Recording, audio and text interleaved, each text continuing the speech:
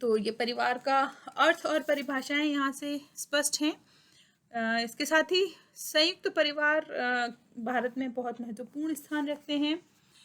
भारत में संयुक्त परिवार प्रणाली पाई जाती रही है। वस्तुतः यह भारतीय समाज का एक प्रमुख स्तंभ है और मैक्स मूलर ने भारत की आदि परंपरा के रूप में संयुक्त परिवार के महत्व को स्वीकार किया है। सामान्य रूप से संयुक्त परिवार में पति पत्नी, पुत्र पुत्री तथा निकट संबंधी एक साथ निवास करते हैं तथा सभी सदस्य अपनी योग्यता तथा सामर्थ्य के अनुसार आर्थिक क्रियाओं का संचालन करते हुए अपना योगदान देते हैं। घर के कार्यों का निर्देश एवं संचालन कर्ता के द्वारा होता है और यह पद सामान्यतः घर के जो सर्वाधिक वृद्ध पर्सन होते हैं, सर्वाधिक वृद्ध व्यक्ति होते हैं, उनको दिया जाता है।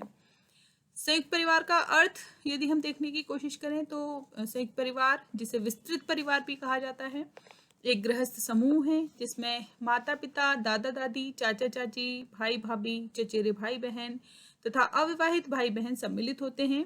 ये सदस्य एक रसोई का पका भोजन करते हैं तथा सामान्य संपत्ति रखते हैं। इसकी परिभाषाएं अलग अलग विद्वानों ने दी हैं, जिसमें इरावती कर्वे ने अपनी पुस्तक किनशिप ऑर्गेनाइजेशन इन इंडिया में लिखा है कि एक संयुक्त परिवार उन व्यक्तियों का समूह है जो एक ही छत के नीचे रहते हैं, जो एक रसोई में पका भोजन करते हैं, जो सामान्य संपत्ति के अधिकारी होते हैं, जो सामान्य पूजा में भाग लेते हैं तथा जो परस्पर एक दूसरे से विशिष्ट नातेदारी से संबंधित होते हैं। इसी प्रकार IP देसाई ने the joint family in India में लिखा है कि हम उस परिवार को संयुक्त परिवार कहते हैं जिसमें एकाकी परिवार की अपेक्षा 3 पीढ़ियों, 3 या उससे अधिक के सदस्य सम्मिलित होते हैं और जो एक दूसरे से संपत्ति, आय और परस्पर अधिकारों तथा कर्तव्यों के द्वारा बंधे होते हैं। श्रीनिवास अपनी पुस्तक इंडिया सोशल स्ट्रक्चर में लिखते हैं कि वह गृहस्थ समूह जो प्रारंभिक परिवार से बड़े होते हैं और जिनमें सामान्यतः 2 या 2 से अधिक एकाकी परिवार पाए जाते हैं, संयुक्त परिवार या विस्तृत परिवार कहलाते हैं। तो इन परिभाषाओं के आधार पर यह कहना उचित होगा कि प्रत्येक जो विद्वान है उसका अपना अलग दृष्टिकोण है। फिर भी ये जो परिभाषाएं हैं इनसे एक संयुक्त परिवार की जो गृहस्थ समूह के रूप में मौलिक विशेषताओं का हमें पता चलता है। संयुक्त परिवार में रक्त संबंध एवं विवाह संबंध के आधार पर सदस्यता मिलती है। सदस्यों में सामान्य संपत्ति, पारस्परिक अधिकारों एवं कर्तव्यों की भावना पाई जाती है। सदस्य मुख्यतः एक साथ रहते हैं, सामान्य पूजा में भाग लेते हैं तथा एक ही रसोई में बना भोजन करते हैं। यह आवश्यक नहीं कि सभी सदस्य एक ही छत के नीचे हों। यदि कोई सदस्य नौकरी के कारण बाहर रहता है परंतु पैतृक घर को अपना घर समझता है तो सामूहिक पूजा में इत्यादि में शामिल रहता है, बड़ों के प्रति अपने अधिकारों कर्तव्यों को समझता है, तो वह भी संयुक्त परिवार का ही सदस्य माना जाता है। संयुक्त परिवार की विशेषताओं को जब हम डिस्कस करते हैं तो इसका जो फर्स्ट पॉइंट है वह है बड़ा आकार। संयुक्त परिवार में एकाकी परिवार की तुलना में अधिक पीढ़ियों के सदस्य रहते हैं, सामान्यतः 3 या 3 से अधिक। साथ ही इसमें कई एकाकी परिवार पाए जाते हैं, अर्थात कई विवाहित भाई अपने बच्चों तथा माता पिता के साथ रहते हैं और इस कारण संयुक्त परिवार का आकार बड़ा होता है। सदस्यों की संख्या 40-50 तक होना भी बहुत सामान्य बात होती है। सामान्य निवास स्थान, कॉमन रेजिडेंस इनका होता है। कुछ विद्वान जैसे मजूमदार, मदन, किंग्सली डेविस, इरावती कर्वे आदि ने संयुक्त परिवार के लिए संयुक्त निवास स्थान का होना एक आवश्यक लक्षण माना है, लेकिन IP देसाई संयुक्त निवास स्थान के पक्ष में नहीं है। उनका विचार है कि आधुनिक युग में यह आवश्यक नहीं कि सभी सदस्य एक ही साथ रहे हों। तो जो संयुक्तता की जो मानसिकता है वह इस समय हमें महत्वपूर्ण दिखाई देती है। एक साथ होने की जो भावना है, एक साथ होने का जो विचार है वह महत्वपूर्ण होता है।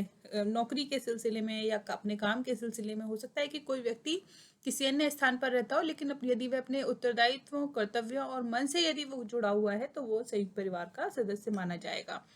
इसी प्रकार जो कॉमन प्रॉपर्टी है, सामान्य संपत्ति, वह महत्वपूर्ण विशेषता है संयुक्त परिवार की। संयुक्त परिवार में व्यक्तिगत संपत्ति का कोई महत्व नहीं होता। परिवार का सदस्य चाहे अधिक कमाता हो या कम कमाता हो, अधिक धनोपार्जन करता हो या अधिक करता हो, सभी का संपत्ति पर समान अधिकार होता है और संपत्ति किसी व्यक्ति विशेष की न होकर के संपूर्ण परिवार की होती है। कोऑपरेटिव फीलिंग या सहयोगी भावना, इसको हम की भावना की भी का भी नाम दे सकते हैं। सदस्य चाहे साथ रहें या अलग, पर वे अपने परिवार के हित तथा कल्याण के लिए त्याग करने के लिए सदैव तत्पर रहते हैं, तैयार रहते हैं। संयुक्त परिवार में सदस्य अपने बारे में कम और अन्य सदस्यों के बारे में अधिक सोचते हैं, उनके लिए अधिक करते हैं। उसे दूसरों की आवश्यकताओं के सामने अपनी आवश्यकताएं महत्वहीन लगती हैं। कर्ता की प्रधानता हमें देखने के लिए मिलती है, इम्पोर्टेंस ऑफ कर्ता।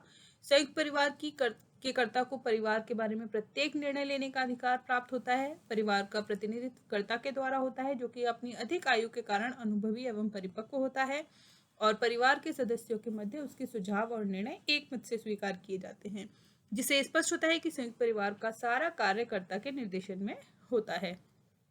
सामान्य पूजा, कॉमन वर्शिप संयुक्त परिवार में देखने के लिए मिलती है। संयुक्त परिवार के सदस्य सामान्यतः एक देवी या देवता की आराधना करते हैं। पितरों की पूजा पितृ प्रधान परिवार की विशेषता है तथा संयुक्त परिवार के सभी सदस्य इस पूजा में भाग लेते हैं।